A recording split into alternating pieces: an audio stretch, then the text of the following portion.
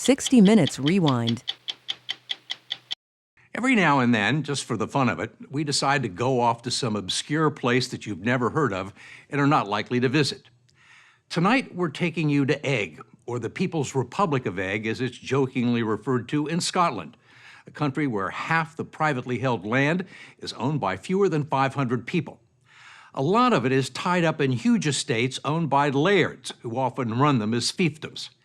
20 years ago, after 2 centuries of servility, the people of Eigg drove away their laird and seized control of their own destiny, establishing the first community-owned estate in Scotland's history. We wanted to see what they've made of it.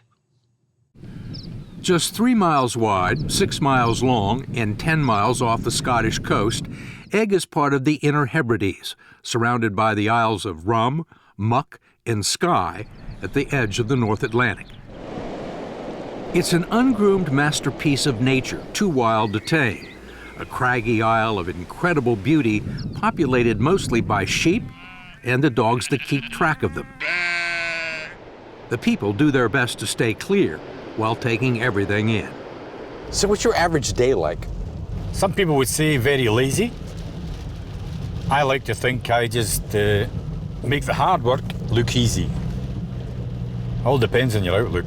Charlie Galley is the taxi driver on Eigg and the only source of public transportation up and down the island's furrowed main artery. It's a niche he claimed for himself when he arrived from the mainland with his wife in this aging Volvo 4 years ago. Plenty of time to get the feel of the place. You know everybody on the island? I know them and their shoe sizes, and like I say, there's no secrets on an island, so... So what are they talking about this week? Mainly you. It's not like they don't get visitors. 12,000 tourists came here last year, most of them to spend only a few hours. There are very few places to stay. We were going to be here for days, asking questions about Egg's quirky history.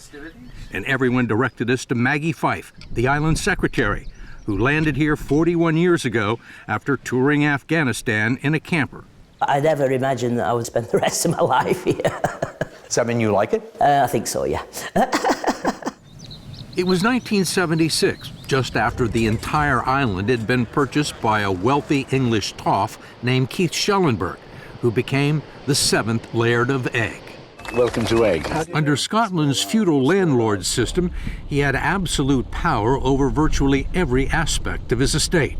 What kind of impact did he have on people's lives? He had that control over everything, and people, jobs, houses, and he wouldn't give anybody a lease on anything. By all accounts, Schellenberg used the island as his personal playground, lavishly entertaining guests and driving about in a 1927 Rolls-Royce, while most of his tenants lived in poverty without electricity. Was there a rebellion? Eventually, yeah. It started with a slow burn that burst into flames one night in 1994, when Schellenberg's beloved Rolls-Royce met a fiery end, burnt to a crisp like a slice of bacon under circumstances still unexplained. A mysterious fire, spontaneous combustion, who knows? So did you ever figure out what happened to the Rolls-Royce? No. Headline writers all over Britain couldn't believe their luck. There was scrambled egg, burnt rolls, and egg comes to the boil. It went on for a year until Schellenberg gave up, expressing his disdain for the islanders in this BBC interview.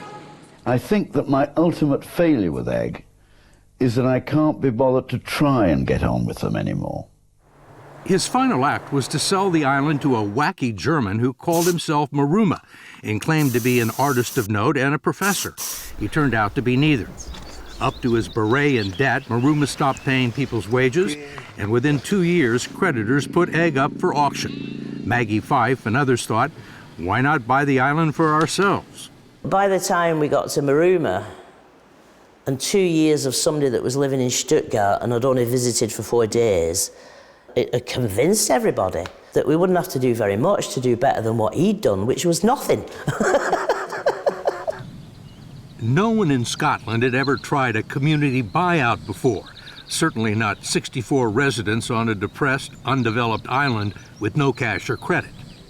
But lots of people were familiar with their story and fancied the idea of wee folk taking on the big guys. In 1997, a public fundraising campaign brought in $2.5 million to close the deal. The funds came from 10,000 individual contributors and one huge check from an unknown woman. The bulk of the money came from a mystery benefactor. A mystery benefactor? Sounds like Dickens. It's a pretty crazy story, really. You don't know who she is? The only string attached was that she remained anonymous. She ever been to the island? Not as far as I know. Do you know why she did it? I think she's given money to a lot of what she regards as good causes, and we were lucky enough to be one of them. That was 20 years ago. The Eggers and their friends marked the 2 decades of self-rule with a big blowout they call a ceilidh, with traditional music, dancing, and drink.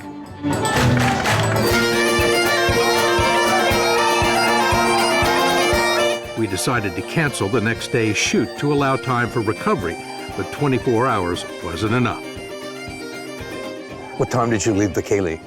It's about 8 a.m. I think when we finally left, yeah. How long did it take you to recover? Probably tomorrow. Johnny Jobson first experienced Egg in his 20s, working on a fishing boat as a scallop diver. Since then, a lot has changed. One, there is electricity now, which allowed him to move his wife and family here last year and edit a sports journal online from their tiny cottage. It's required some sacrifices, but they love the beauty of the place and its eccentricities. You'll look at the scenery or you'll see a pod of dolphins come through and you just remind yourself how lucky you are. You seem to have a lot of characters on this island. Yeah. Were they normal when they came here? Yeah, not all of us. Dean Wiggin turned up in a kayak 14 years ago, and he's still here. He's very good at fixing things. Jobs are extremely scarce, so you have to bring one with you or use your wits to invent one. It's one of those places that really gets into your soul. I think it's quite enchanting. Sarah Bowden runs her uncle's sheep farm on Egg. She grew up here, then left to work as a music journalist in London, where she met her future partner, Johnny Lynch, one of Scotland's most popular musicians. She coaxed him to Egg. Did you think he was going to come? Not really. No, because I was living in a caravan at the time, and it was all quite rustic. Yeah, you did look a bit shocked. And Johnny's, proper suburban city. What? Well, you're not a natural country boy, are you? If you mean I look after my nails, then yes, I do. But I knew from as soon as I got here, I couldn't really see a reason for me to go back. And just look at me now. Look at you now. See if you can spell it. When it comes to the essentials on Egg, there is basically one of everything. One primary school for 5 students, one grocery shop where 100 islanders all choose from the same food, and one pub at the tea room down by the wharf, where the best beer is local. Stu McCarthy and Gabe McVarish, who are both married to women who grew up on Egg, got so tired of drinking the mass-produced stuff from the mainland, they started their own mini microbrewery 2 years ago. So this is it. Is this legal? It's legal. It's legal. They make 8 different brews, including I Am the Eggman, which is very popular with the tourists. They're just beginning to turn a profit, but say they've saved a lot of money drinking their own beer. Are you the biggest selling beer on Egg? Thankfully, yes. Yeah, we can say that. None of these younger people would be here without the island's tiny but unique power grid that runs almost entirely on renewable energy, a combination of wind, hydroelectric, and solar, the first time it's ever been accomplished anywhere. That is the biggest and most impressive project that we've done. It changed everything, right? Oh yeah, it's made life so much easier. It was designed and funded with multiple grants, mostly from the European Union, and engineers from all over the world have come to study it. Like everything else on Egg, it is run and maintained by revolving committees of islanders, the only visible sign of any sort of government. There are no offices, no court system, no police. Is there any crime on the island? There's no crime or anything. Never. Not that I can remember. Nobody's snatched something or They borrowed tend to- something? Or... They borrow it, and you'll get it usually within the week, returned to you kind of thing. You just don't know where it is at that point in time when you're looking for it. But it will turn up again. It can't go anywhere, it's on an island, so yeah. What happens if somebody gets sick? Well, you basically have to be sick on a Tuesday. The doctor comes from Skye on a Tuesday, spends the day here. And that's sometimes weather permitting, if it's really rough in the winter time. Eigg is dependent on boats for everything. When a ferry comes in with fuel and food, people flock to the wharf to help out. It's not a courtesy, it's a necessity on an island where everyone is more or less scraping by. To survive, they have to rely on each other, look after each other, and put up with each other. The island is too small for feuds or lingering resentments. The story will continue after this. What's the difference between people who live on the mainland and people who live on Eigg? Well, the people on Eigg, I'd have to say, are more evolved. Charlie Galley, the taxi driver and amateur philosopher, says most people here have done the whole life on the mainland thing and rejected it. They're all doing their hamster wheel thing, Hamster wheel. Yeah. You get a mortgage, you get a car, you get a job, or you do this, that, and the next thing. And they all get so involved, they forget to look about them and see what's actually going on in life, You should know Eigg is not always served sunny side up. As the days get shorter, the windy, rainy weather turns to sleet with gusts up to 100 miles an hour. The boats might not get through for a week, so people keep lots of beans and Spam in the storeroom. Even the sheepdogs look forlorn. If you accidentally open your mouth when a gust of wind's coming, it involuntarily fills your lungs. You're like...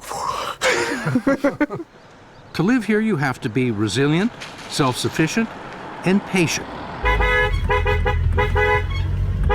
And not just with the sheep. The cows like to go down and lie on the beach, on the sand. And they'll all trail down the road, so you can't argue with a cow, It wants to do what it wants to do, and you've just got to give it plenty of time, There are no grand ambitions here and no discernible interest in development, despite the sea, the cliffs, and the vistas. The owners don't want hotels or a Donald Trump golf course or hundreds of new residents. I think we're looking for one or two at a time. I think that's how it works here. Then it works a lot better. And we've got time to get used to new people. We would have liked to stay longer in this stress-free, non-conflict zone where everyone seems to be more or less on the same page. But we were out of clean laundry, we had a ferry to catch, and hamster wheels to jump back onto. As for the people of Eigg, I don't think they were sad to see us go.